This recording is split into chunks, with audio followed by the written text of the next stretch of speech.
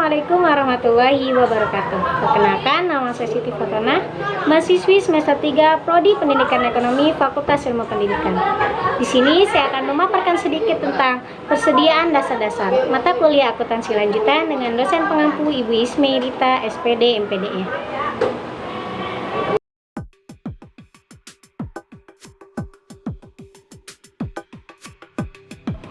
Pembahasan di dalam persediaan dasar-dasar, yaitu yang pertama definisi dan klasifikasi, yang kedua pengukuran persediaan, yang ketiga sistem pencatatan baik periodik dan perpetual, yang keempat yaitu asumsi biaya.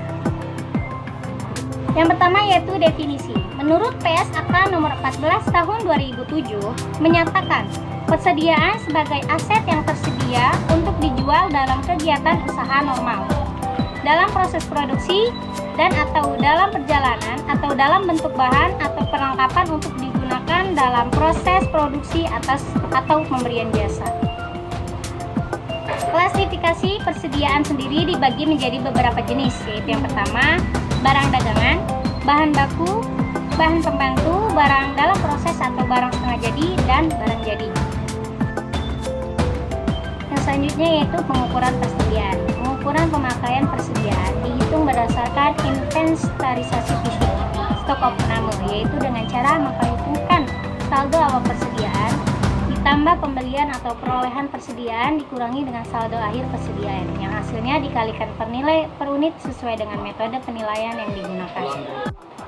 Sistem pencatatan persediaan dibagi menjadi dua, yaitu perpetual dan periodik. Yang pertama yaitu perpetual atau perpetual inventory system, yaitu sistem pencatatan perpetual selalu membuat catatan setiap terjadinya mutasi persediaan, baik itu pembelian, penjualan, ataupun retur. Yang kedua yaitu periodic inventory system.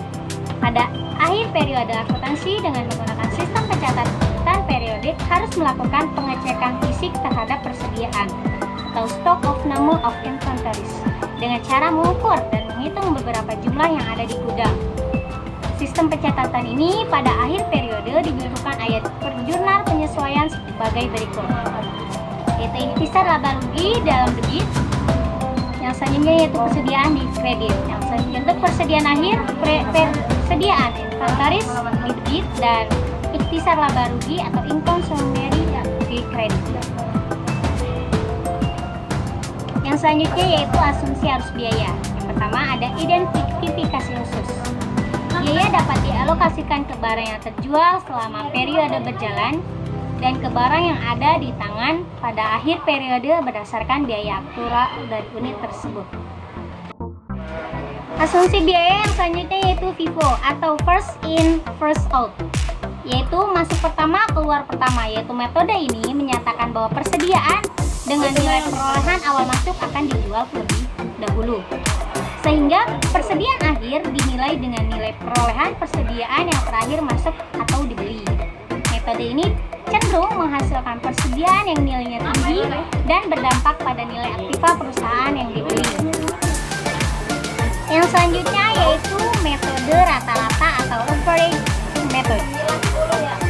Dengan menggunakan metode ini, nilai persediaan akhir akan menghasilkan nilai antara nilai persediaan metode FIFO dan nilai persediaan LIFO. Metode ini juga akan berdampak pada nilai harga pokok penjualan dan laba kotor. Asumsi biaya yang selanjutnya yaitu LIFO, last in first out, masuk terakhir keluar pertama, yaitu metode ini menyatakan bahwa persediaan dengan nilai perolehan yang terakhir masuk akan dijual lebih dahulu, sehingga persediaan akhir dinilai dan dilaporkan berdasarkan nilai perolehan persediaan yang masuk atau dibeli. Metode ini cenderung menghasilkan nilai persediaan akhir yang rendah dan berdampak pada nilai aktiva perusahaan yang rendah. Selanjutnya yaitu cadangan LIFO. Selisih antara nilai tercatat persediaan yang dilaporkan perusahaan melalui LIFO dengan nilai yang tercatat jika menggunakan metode lain. Yang selanjutnya yaitu likuidasi LIFO. Pada periode harga meningkat, kuantitas masalah yang disebut likuidasi LIFO atau LIFO liquidation menghasilkan peningkatan pada laba kotor seperti dampak penggunaan biaya persediaan FIFO. Namun, pada periode harga menurun, pengurangan kuantitas persediaan yang lain lebih tinggi dikaitkan dengan penjualan saat ini. Nah, selanjutnya yaitu LIFO, nilai tukar rupiah. Metode LIFO nilai dolar atau MTKP nilai rupiah adalah metode untuk menentukan harga pokok persediaan di mana rupiah sebagai pengukur. Karena adanya perubahan nilai uang, maka dibutuhkan data indeks harga setiap periode. Indeks ini digunakan untuk membandingkan persediaan pada dua tanggal yang berbeda agar dapat diketahui apakah ada kenaikan atau penurunan persediaan. Demikianlah yang dapat saya sampaikan, kurang lebihnya mohon maaf. Saya akhiri, wassalamualaikum warahmatullahi wabarakatuh. Thank you.